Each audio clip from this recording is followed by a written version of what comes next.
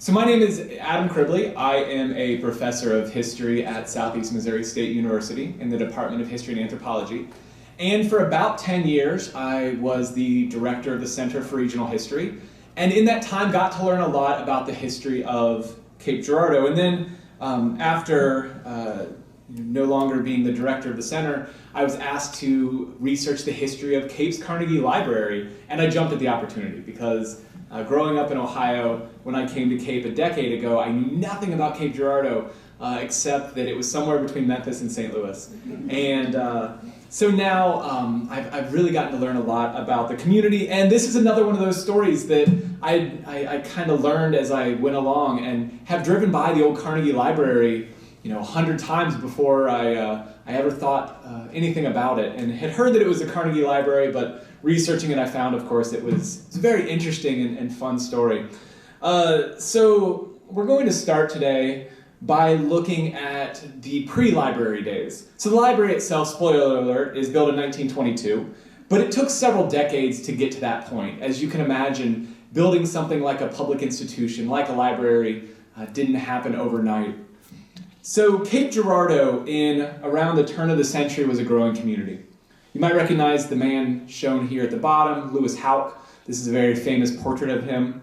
And, or portrait, it's a photograph. I'm used to doing 19th century history. This very famous photograph of Lewis Houck. And Houck, of course, was instrumental in bringing the railroads to Cape Girardeau. And it's those railroads that really helped Cape grow from a sleepy little river town into a booming city. And I say that only slightly tongue-in-cheek. The population of Cape was about 5,000 in 1900, grew to about 8,000 in 1910, which is a substantive growth in the early 1900s. There had been a downturn in population actually in the late 19th century due to civil war, but this is kind of a rebound for Cape in the early 20th century. At the time, Cape is a growing community and Houck is at its center.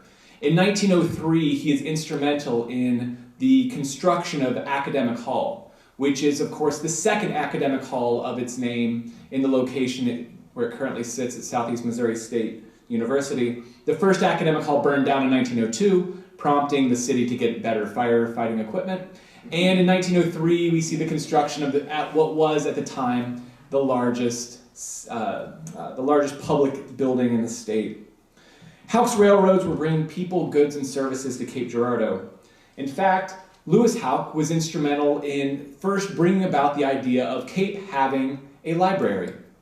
Now, libraries are something that, again, I grew up totally taking for granted. I might as well have kept a cot at the libraries that I grew up in, because there would be summers where I would read literally like shelves worth of books, and I'm sure many of you are the same. So I took it for granted, but really until the early 1900s, public libraries were more of a luxury than something communities commonly had. In fact, the earliest libraries in the United States were lending libraries, and I liken them somewhat to a country club, where pretty much anybody can join a country club if you have the money and resources to do so, and such were lending libraries in the 18th century and into the 19th century.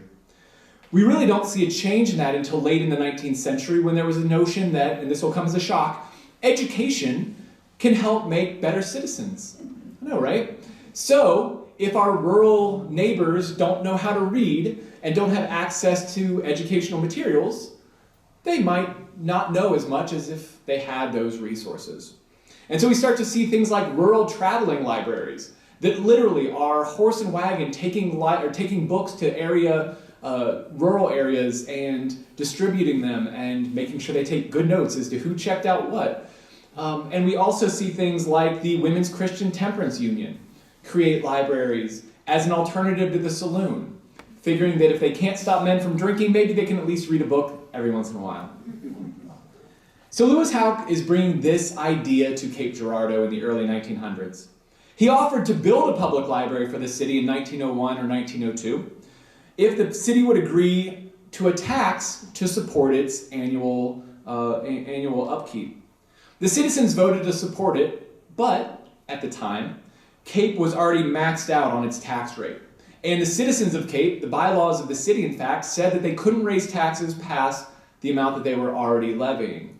And so the citizens of Cape had to pass on this new library. At one point, the Cape had a library board, but no library. That's how things worked. So in 1915, there was the creation of a public library committee.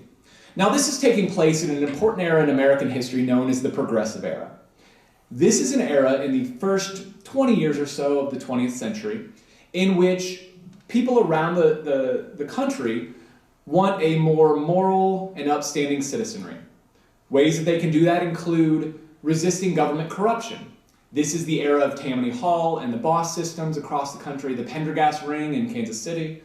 And so these progressives want to bring a more moral citizenry. And one way that they believe they can do this is through, again, education and things like libraries. And so they created a public library committee. Let's see, is this the, yeah. So I love these next quotes I found from the newspaper around 1915. And you can see them here, but I'm going to read them because so I read them to my wife earlier, and she was kind of appalled and kind of laughed. So, this is a report from the newspaper. The Public Library Committee is composed of 5 ladies and 5 men. The ladies have been putting in a lot of time and hard work on it, while the men have been looking on and wishing them well. She thought that somewhat rang true.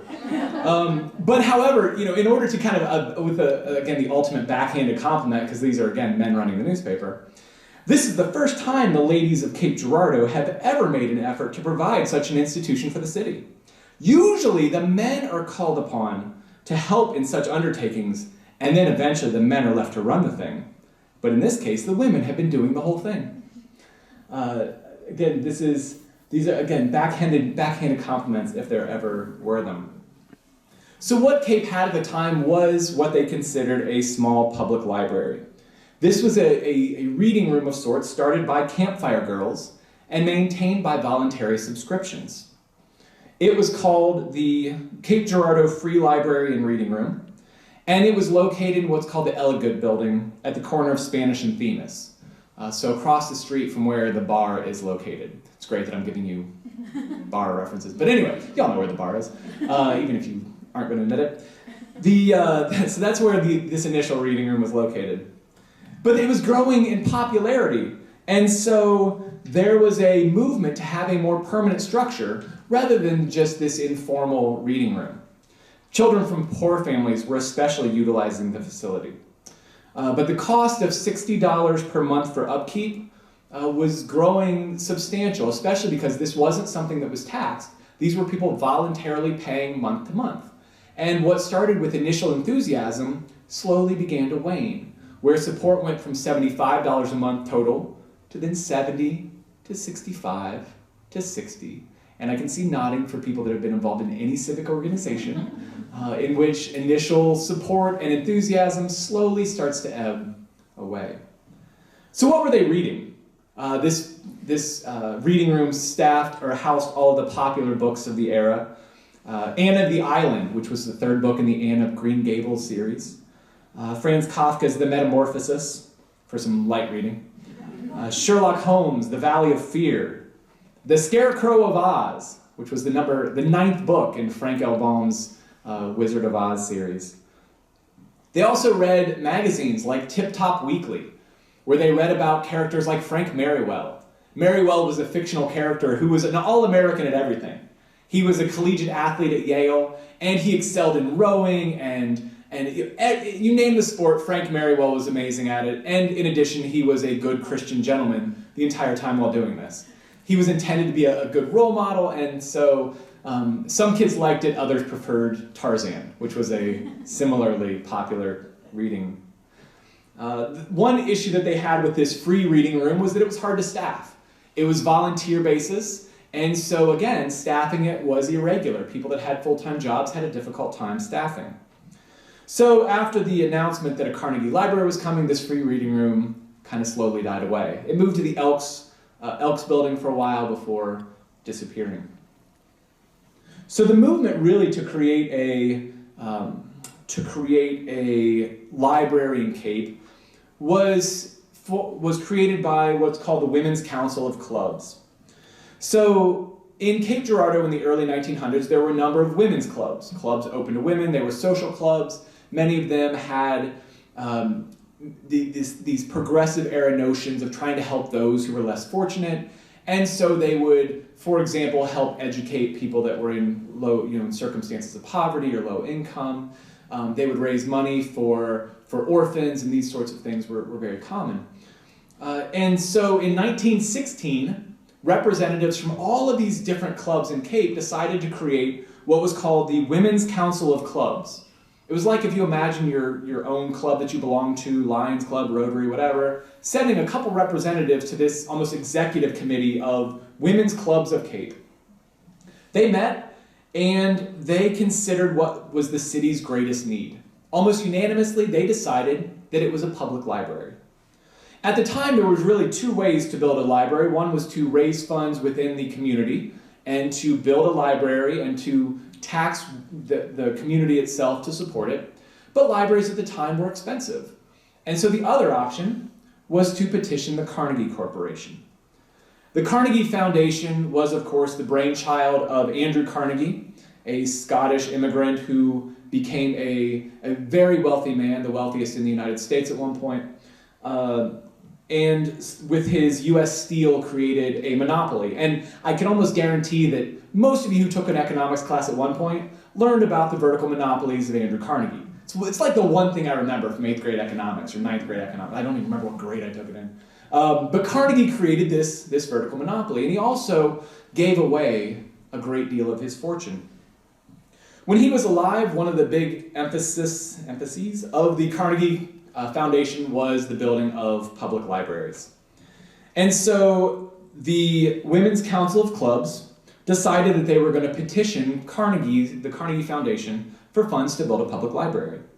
There were some concerns in Cape that, as the phrase goes, there's no such thing as a free lunch. And so they were concerned that this Carnegie gift, if they received it, would come with some qualifications. They were concerned that this would carry restrictions like that if Carnegie died, which as he would in 1919, that the building would resort back to the Carnegie Foundation and that the community would have to pay rent essentially on this building. That was a rumor that was floating around. It was untrue, but it was a rumor. There were also restrictions such as you could not build a library that had a multi-purpose function. So you couldn't build a YMCA and in the basement throw up a couple bookshelves and call it a Carnegie Library. There were restrictions on what you could do. And so the people of Cape, again, a very free-thinking group at the time, or at least a very kind of, not anti-government so much as questioning how much government intervention they wanted to have in their lives, were concerned what might happen if Carnegie actually did grant them a library. So despite this, they did in 1916 petition Carnegie for a library. The application process included an official letter of application that as part of it had plans for what the community planned to do in order to upkeep this facility. In other words, the tax that would support the facility had to be voted on and approved before Carnegie would release any funds for the building of libraries. They didn't want a community to build a library that they couldn't support. And so these kind of steps had to be taken along the way.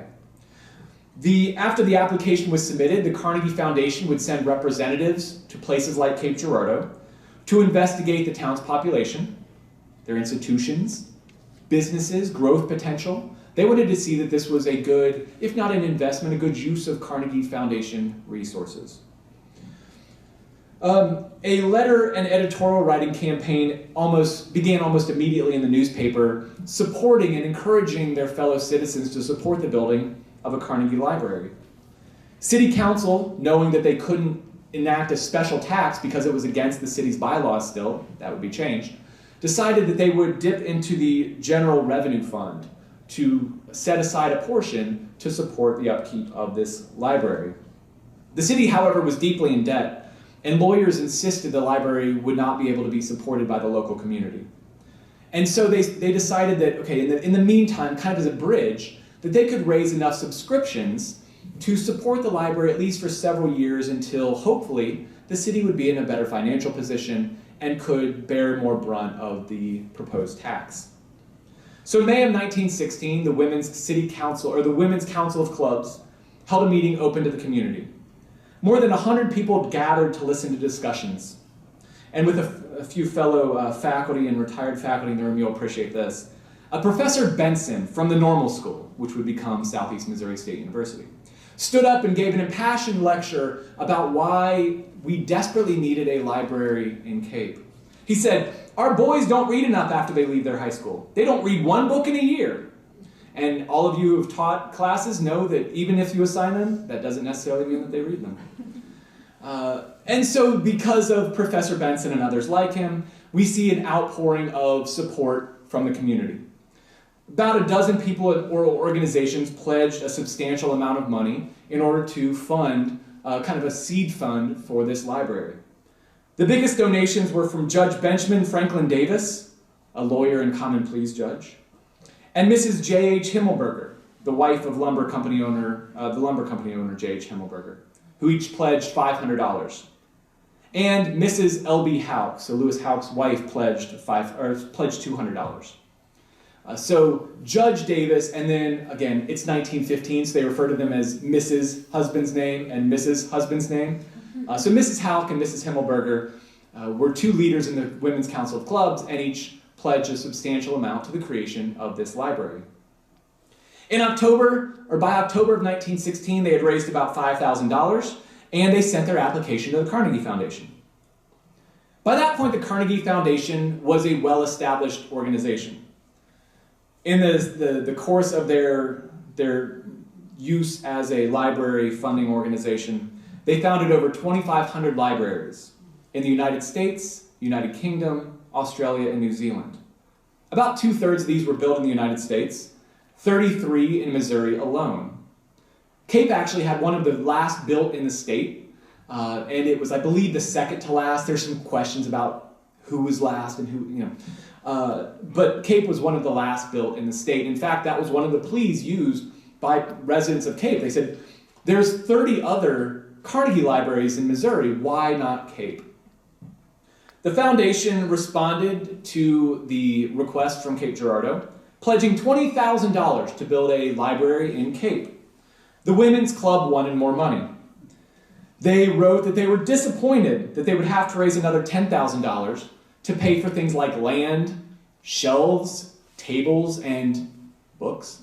But they voted to accept the lower amount after the Carnegie Corporation told them it was all that they could expect.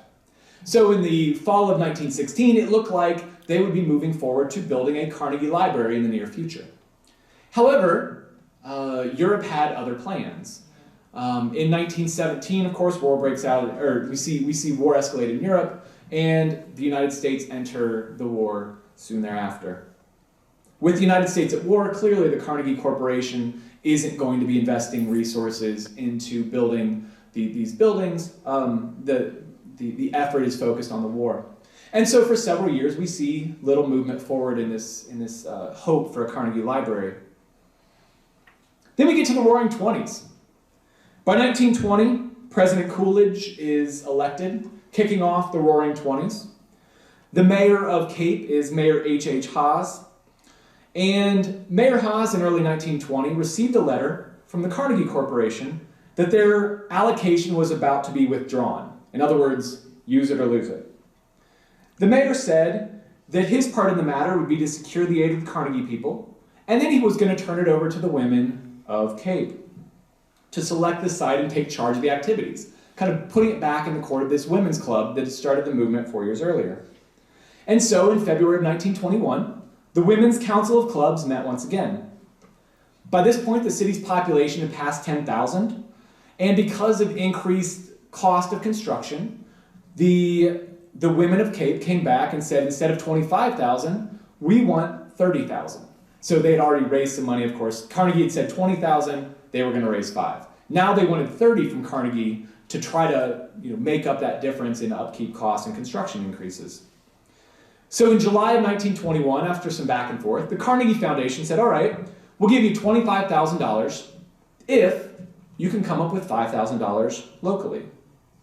Also, and city bylaws had changed in this intervening time, The city had to support and maintain the library through a special tax, amounting to 10% of the cost of the building. So if the building costs $30,000, I'm not good at math, but that's $3,000 a year that they need to provide and upkeep for the library. In the end, the settlement by Cape was that 4 cents on every $100 of property valuation would be paid in a library tax. That was about 1/8 or 12% of the taxes collected in Cape at the time. So in total, people paid about 32 cents per $100 of property tax or property valuation. They're going to pay 4 cents of that to the library. At the time, it was announced that no more libraries will be promoted by the Carnegie people after Carnegie died in 1919. And the only reason that Cape's library was built was it had been agreed to before his death. If they had waited until after the war, the application would have been denied because they were no longer in the library funding business following the death of Carnegie in 1919. So the next sticking point becomes where to build this building. The initial plan was the corner of Themis and Lorimer, the parking lot behind the Southeast Missourian, if you're thinking kind of directionally, right? But they were concerned that buying that property would be too expensive. The property was actually given to the city upon the death of a Miss Mary Leahy, who was the daughter of John Filburn, a well-known early business owner. But she had a lien on the property, and the bank wasn't willing to forgive that lien in order to give it to the city. Well, city councilmen started going back and forth, and there were discussions here and there. And in the intervening time, a man named Fred Groves purchased a lien on the property and owned that property behind the Missourian. And he told the city, sure, they can have it. Not for free. He wanted to sell it to the city. There was concern that Cape could not afford to buy the land and raise the $5,000 required by the Carnegie Corporation. They had a pledge drive 5 years earlier, but, and again, this will shock you, people that have done fundraisers, they hadn't collected those funds because they hadn't started the process of building the building. So they had to go back to the same people who 5 years earlier had pledged those funds and ask for them again. Leadership had changed in several organizations. Several prominent members of the community had either passed away or moved away or fallen on poor financial times and couldn't support what they had pledged 5 years earlier. So they basically had to start from step one. Ultimately, they did what good fundraisers do. They identified 5 to 10 individuals in town who could get them to $5,000 and then find smaller donations after the large chunk of money had been raised.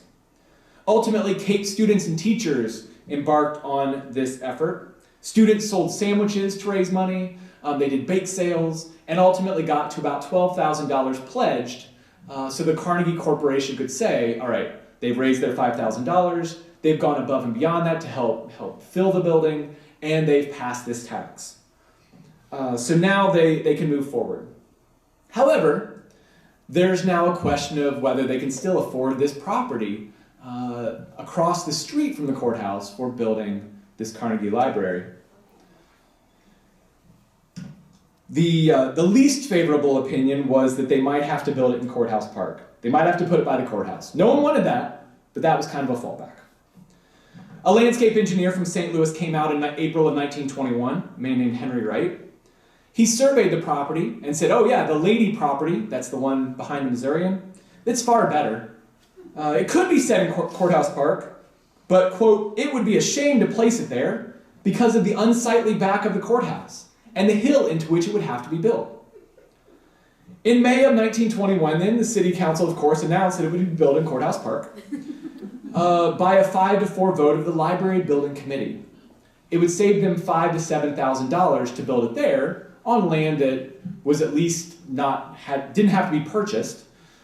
The women's clubs were angry and demanded a vote to be taken of people that had subscribed to this project. Only about 10% of people that had subscribed voted in this question. I know this is all shocking, right, that no one would vote on this. About half voted for the courthouse, so it won. The women demanded that it be in the southwest corner of the park, not on top of the hill. So city council decided to build it on the hill. To save some trees, on the site then occupied by the city's coal house. So they'd have to relocate the coal storage to put in this new Carnegie Library. The architecture was a plan designed by J.H. Felt and Company from Kansas City. The Carnegie Committee looked at it and said, nope, that can't be built for $30,000. And so they shrunk the footprint. The original footprint was to be 45 feet by 70 feet, and they shrunk it to 40 by 65. The contractor was McCarthy Construction of St. Louis, whose final bid came in a little over $25,000. The plumbing was done by W.H. Mystad of Cape Girardeau for about $3,000, bringing the total cost to around $29,000 total, $28,500. What they brought about was a two-story red brick building with a limestone foundation in the late Gothic Revival style with a limestone foundation and brick walls. They started in September 1921 with the goal to be done by the end of the year. And you can see here the building as it looked around the time that it was constructed. So again, here's some fast facts about the library. They decided that it would kind of be open to the public starting in April, but that they would have a grand opening sometime in mid-June.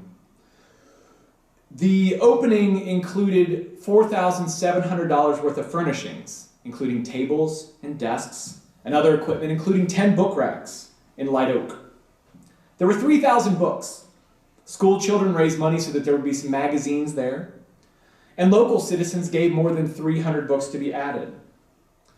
Some popular books that came out in this year were Ulysses, for some light reading, Velveteen Rabbit, F. Scott Fitzgerald's The Curious Case of Benjamin Button.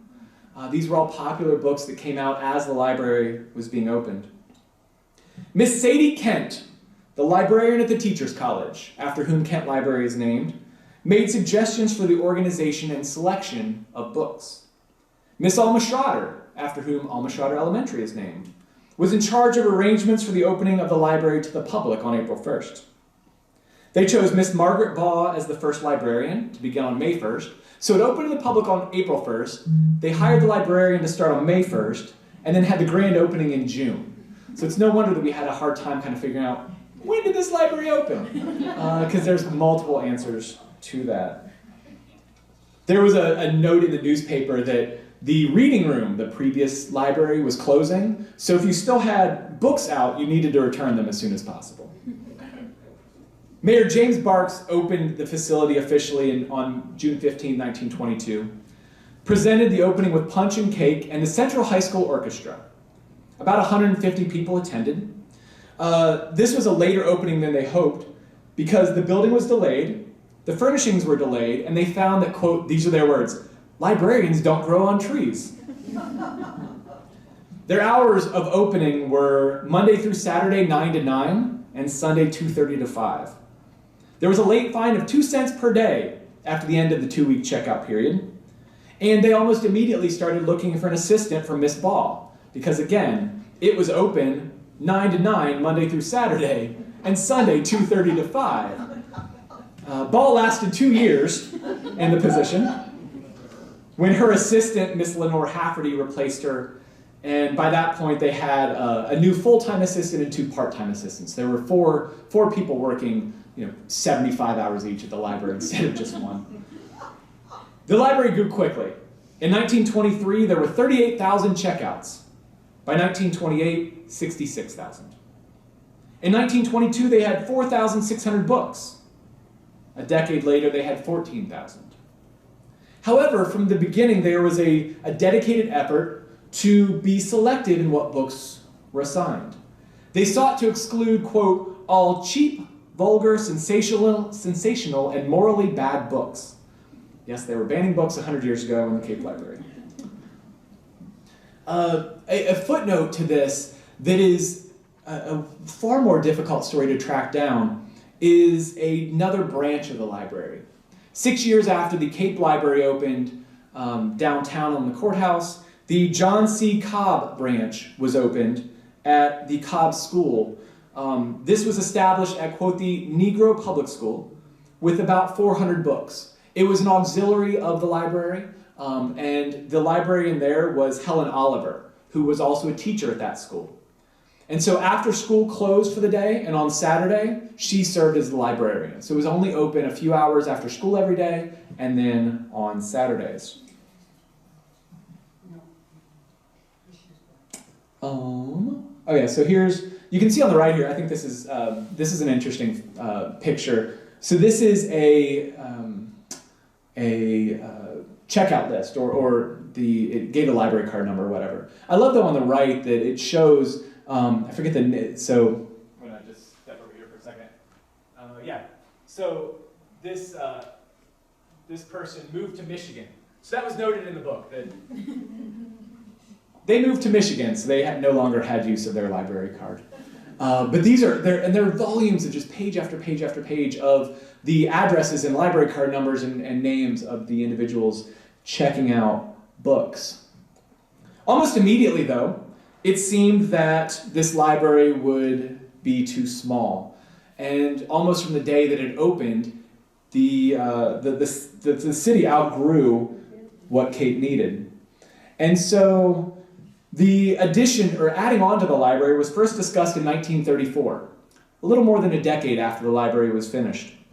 They estimated the cost would be about $10,000. So they reached out to the Carnegie Corporation again. The foundation said, nope. And so they had to figure out another way to fill this void. In 1940, city officials wanted a new federal building / post office built in Courthouse Park and discussed tearing down the library to make room for this new structure.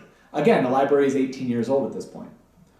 They thought that the materials from the old library could be used for a new building in Fairground Park, and the library could be relocated to the third floor of the new federal building. So this would be a federal building / post office / library right behind the courthouse. Needless to say, it didn't get a lot of traction, and that project goes nowhere. The newspaper did note that, quote, "The library now is jammed to the limits, and greater service to a public that deserves better consideration is impossible under the circumstances." In 1941, another addition was discussed to give the exterior a more massive appearance and double the space provided to books. Of course, in 1941, we see another war break the momentum generated for a new library. And by the early 1950s, we see renewed efforts to either build a new library or to expand. The new construction, though, is going to take place in the late 1950s. In 1959, the annex was built as a one-story addition on the north side. It was built at the same time as the annex to the Common Pleas Courthouse. The cost of this addition was about $30,000. Joseph Boardman was the architect, and Elfrink Construction of Jackson the contractor. And shockingly, they went with a post-war modernist style, ruining any classic architecture that they had. Every time I walk into Kent Library, I just kind of shudder on SEMO's campus. This nasty post-war facade blocking the beautiful building. So this post-war modern one-story annex took about a month to build, bricking up the front windows of the original Carnegie section. I love that I was able to tour the new City Hall a few weeks ago, and it's great. Like they removed this wall, and they were like, "There are these amazing windows here." I'm like, "Yep." That's what they did in the 50s and 60s, is they blocked those things up. By the late 1960s, though, already they were still discussing another expansion or a new building. In 1969, a proposed tax levy bond was issued, and that's where this little advertisement is on the right. There were tons of these brochures given out. The kids in Cape made this concerted effort to push for this levy drive, and voters rejected it 3-1. Did you? Well, you needed to convince more friends to vote for it. The new facility would have been on the corner of Broadway and North End, and this would have been a newer construction, kind of pushing west. By 1978, circulation was 164,000, including over 14,000 questions in the reference room. 90,000 books were checked out that year. 20,000 were kids' books. There was a staff of 22. Some of them were part-time. The building was built in 1922 to serve a population of 10,000. But by 1978, the population was more than 36,000, making this certainly an overloaded system. And so we start to see, finally in earnest, a movement for a new library really gain traction. Shockingly, there were debates on where to locate this new library.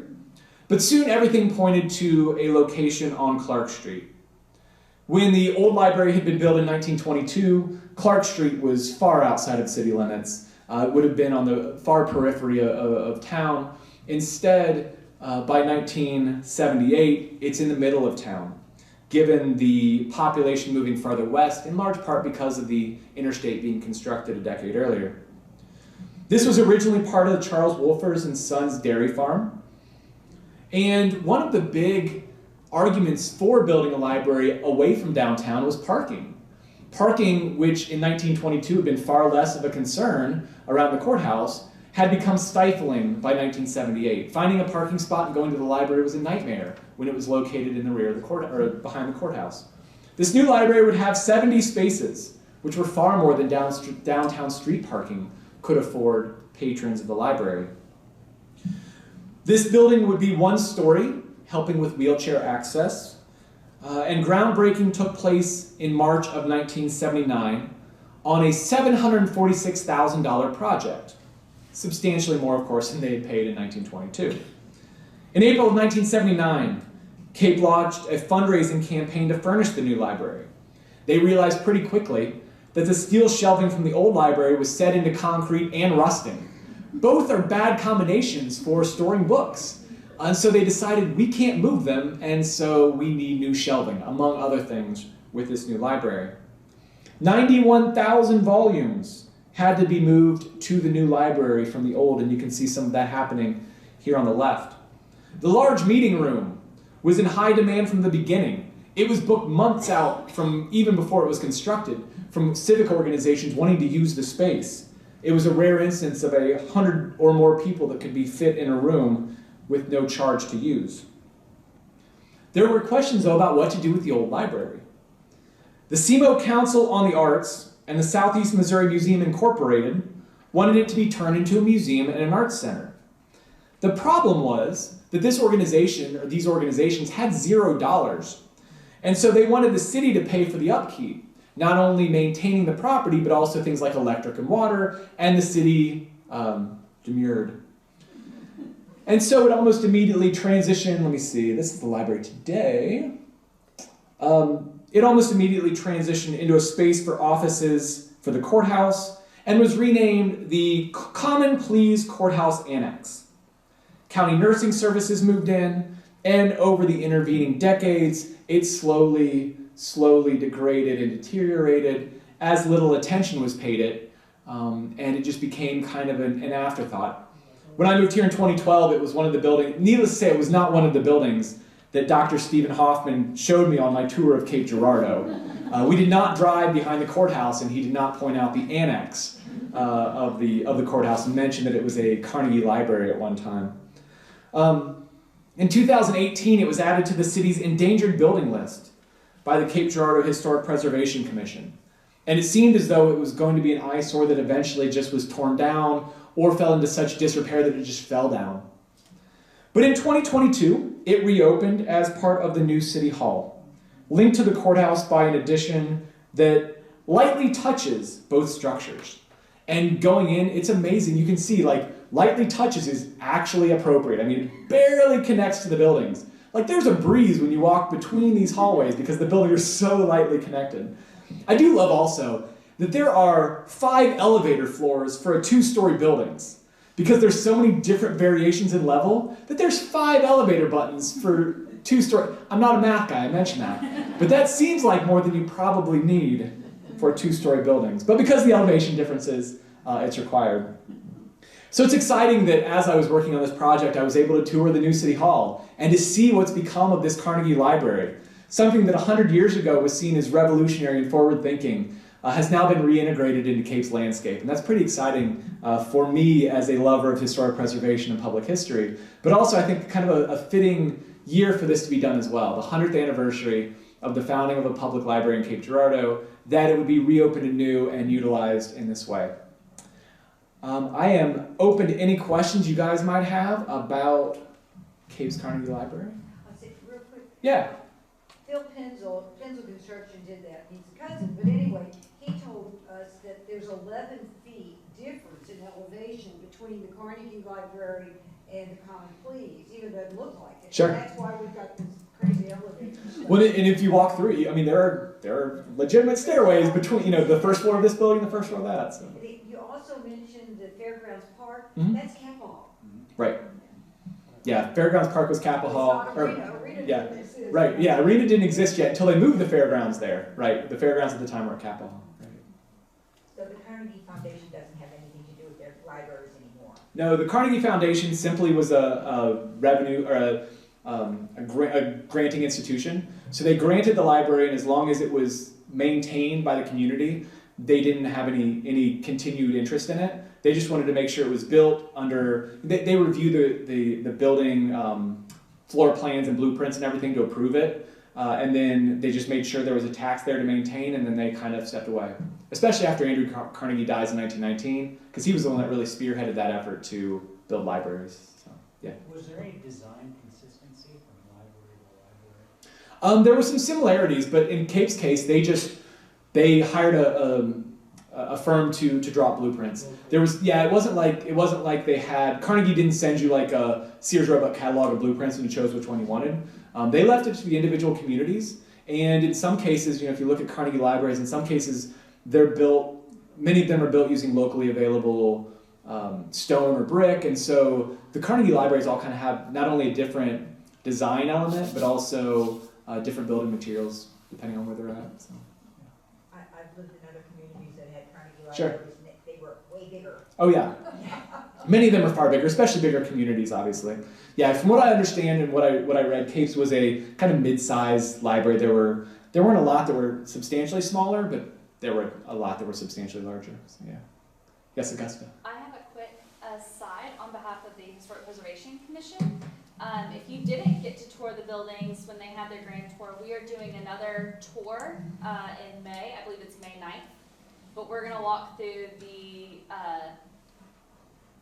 City Hall, the new addition, and then I think we're also going through the Carnegie Library. There's only one room we can't go into, and it's because that's where all the files are kept, but we are doing a walking tour of that building, showing it like it was on the endangered list in 2018, and now it is a historic preservation success for the community. So we're going to be doing a walking tour on that, and it's May 9th. I believe at 5 p.m. is what we decided. And there are a couple areas in there where they kept like the exposed brick, and you can still see that. There's one area where somebody, one of the original people who constructed it, had like written his name on a door frame basically, and they framed the door but put like a little plexiglass thing around so you could see. Like there are little touches like that they really did try to capture that so it doesn't look like a sterile office building. So yeah, awesome. Well, if you could send that to me, Augusta, too, I'll make sure that gets circulated.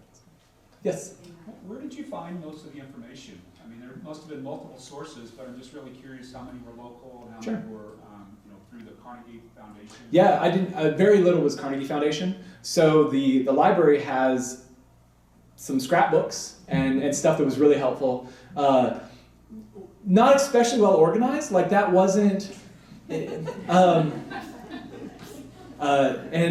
honestly, the frustrating thing wasn't the Kent Library. The other place where there was a lot of information was Special Collections and Archives in Kent Library on our campus.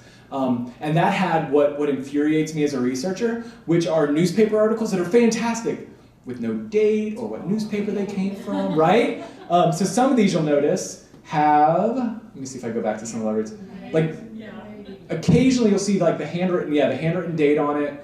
Other times I just had to contextualize, like, okay, I knew this was happening around this time. But yeah, there was a lot of, here's on the one on the left, I can see the handwritten, you can see the date on that one.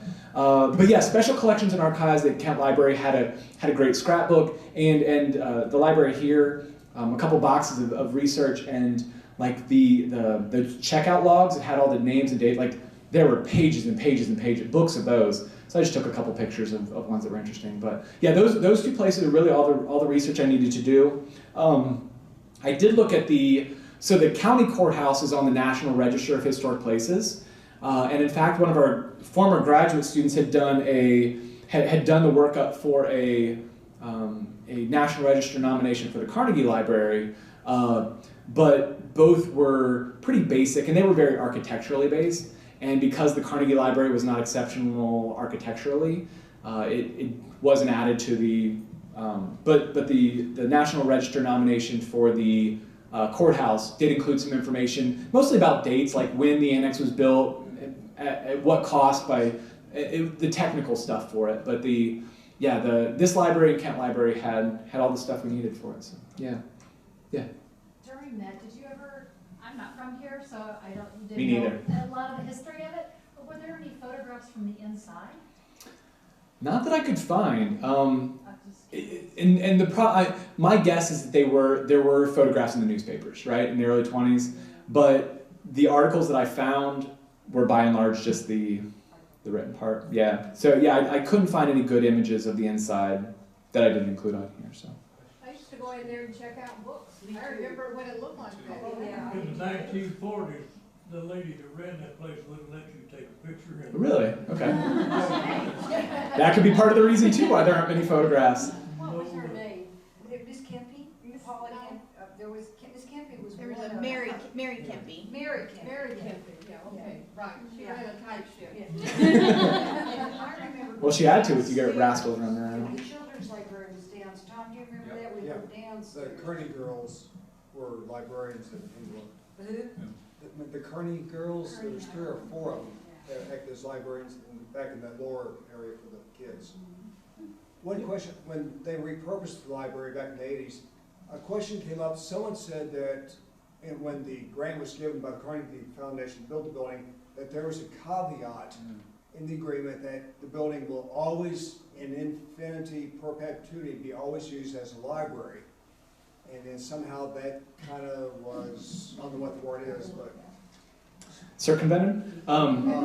Yeah. Not me, but. Yeah. I did some digging in that too, because it does seem at odds with their initial, it has to be a library. By 1979, as I understand, the Carnegie Foundation wasn't going after communities that were utilizing the library for a different thing. Because in the intervening, I mean, there were Carnegie libraries that by that point were already, close to 100 years old. And so Cape was not the first community to repurpose an old Carnegie library. So it was a fight that the Carnegie Foundation had before, and by the time it got to Cape, they weren't fighting those battles any longer, and they really had no reason to continue to do that. It had been 6 decades.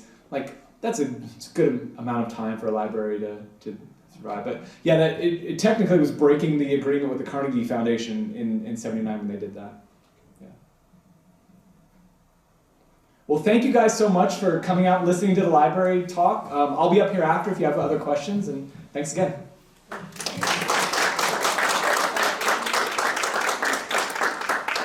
So, oh goodness! Before everybody leaves, I'm Katie, by the way. I'm the library director now, and I will say, at my former library in Kansas, they had a Carnegie library as well. Theirs was built in 1911. For $30,000, and it was a much larger facility. But the community, it's very strange. The community now is only about 10,000 people, but at the time, it was like 40,000 people back in 1911. So it really did have to do with the population of your community as to how much money Carnegie gave you. But it also... Is it still there? It is still there, but it's not being used as a library. So the library that I was a director of was built in the late 70s as well, and they sold it to a private developer. So it's unfortunately falling down. And yes, Dr. Criblez is correct. We have very unorganized records. I just dropped a box off and said, here you go, good luck. So he did a wonderful job in doing his research and giving us this program today. One thing I would like to mention, we do have a couple of pictures on display in the back, as well as a bookmark that's got a QR code. And if you scan that QR code, it'll take you to our website, and it's going to tell you about all the things that we have going on surrounding our 100-year celebration. And the big thing that's happening, besides tonight's program, because this was my favorite thing that I was looking forward to, is the June 15th event. So obviously June 15th was when the grand opening was in 1922. So we're having our grand open house June 15th of this year. So that's going to be 4:30 to 7 p.m. here at this facility. So please plan to attend that. And then we have some wonderful bookmarks. One is just a paper bookmark, but then there's a magnetic bookmark with our new commemorative 100-year logo. So please make sure you grab one of those on your way out. And thank you so much for being here tonight.